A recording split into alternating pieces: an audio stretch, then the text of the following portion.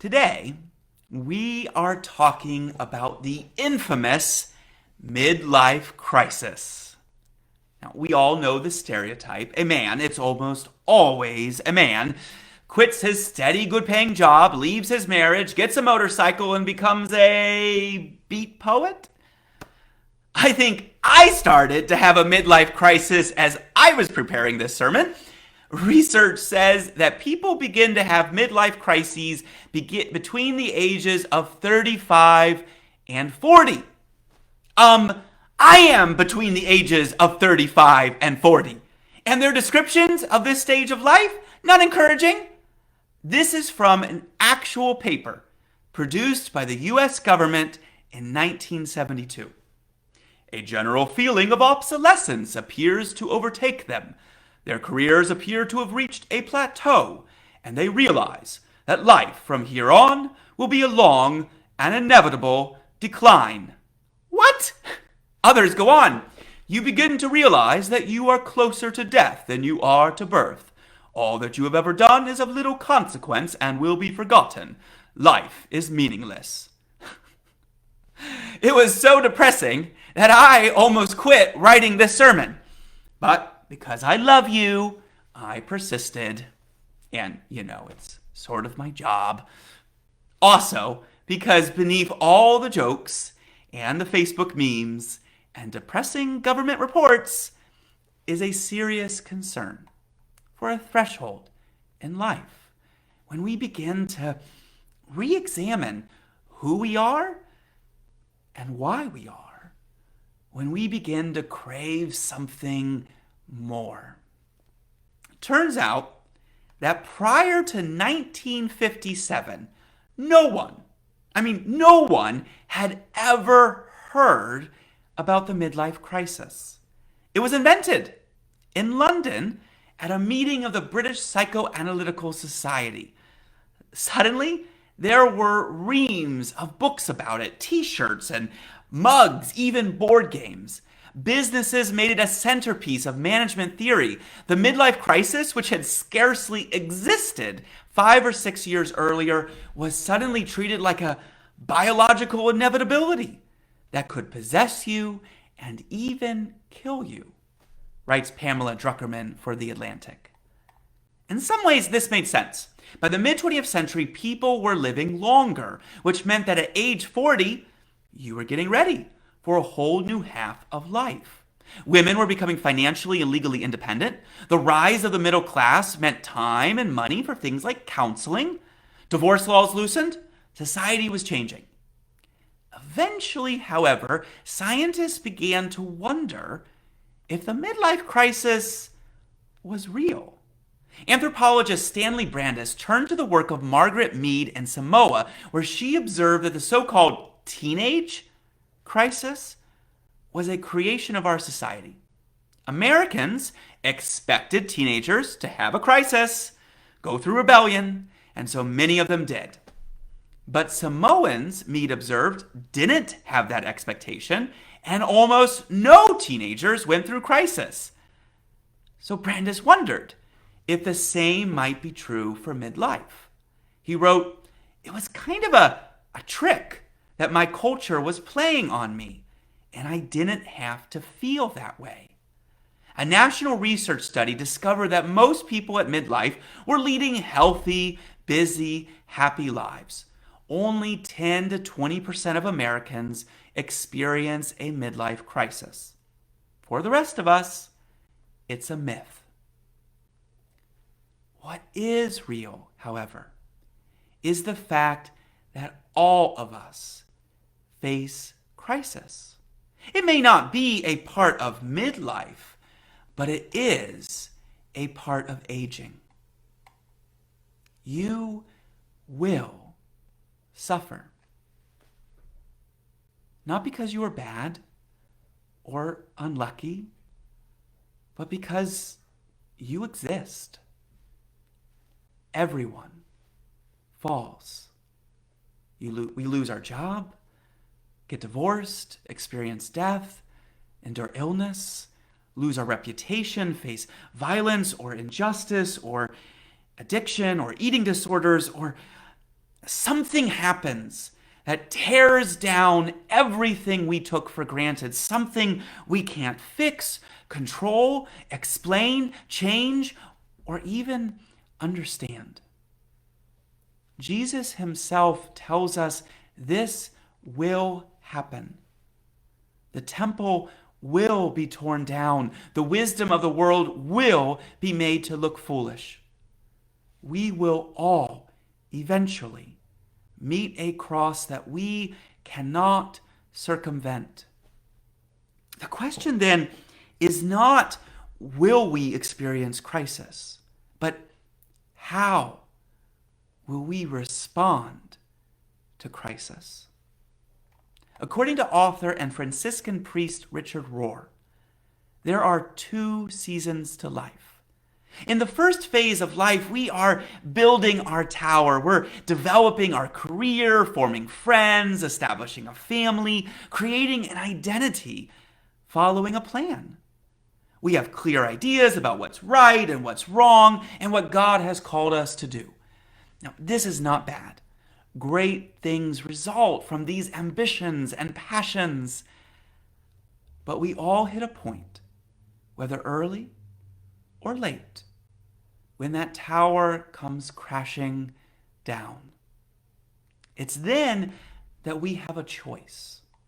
We can either set ourselves endlessly to rebuilding and repairing the first phase of life, desperately trying to stay young and remain as we were, or we can look honestly upon these ruins, learn from them, and embrace a second season of life.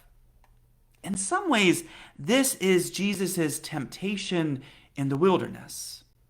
If you remember that story, when he is presented with all the power and fame and adoration he could achieve, a great tower from which he is told he need never fall, for the angels would catch him.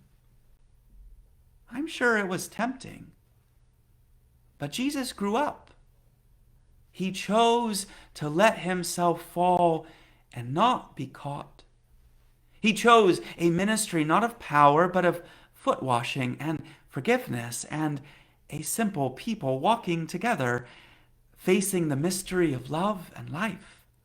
He said, drop your nets, leave behind your possessions and plans, and follow me. And then, on the cross, he let his tower fall, trusting that what would rise in its place would not just be he himself, but God. If the first phase of life is about building our tower, the second phase is about giving it away.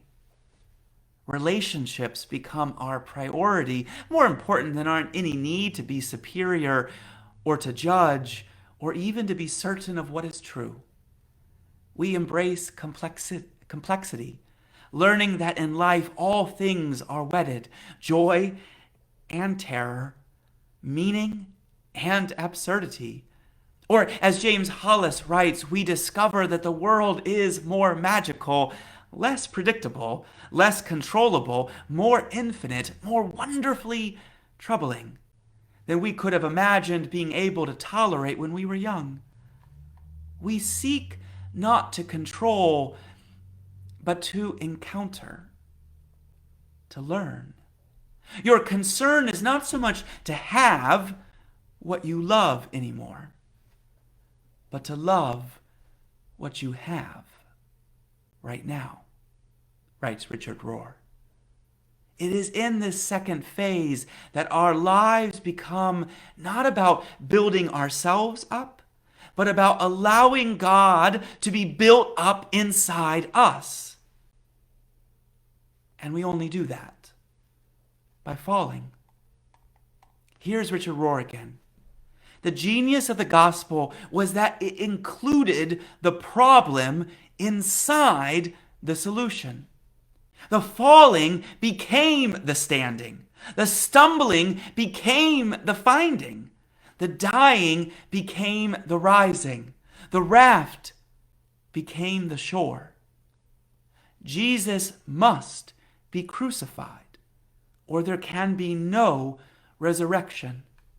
This is what Paul means when he says in 1 Corinthians, this foolish thing, we proclaim Christ crucified. We proclaim the one who was knocked down. Or as Jesus says today in John, destroy this temple, and in 3 days I will raise it up. For here is the truth of the gospel. We do not fall from God. We fall with God, toward God. We meet God and are changed. Our priorities are changed here in the fall. If we need our young people to push us, we need our elders to reorient us. Our elders have something to teach.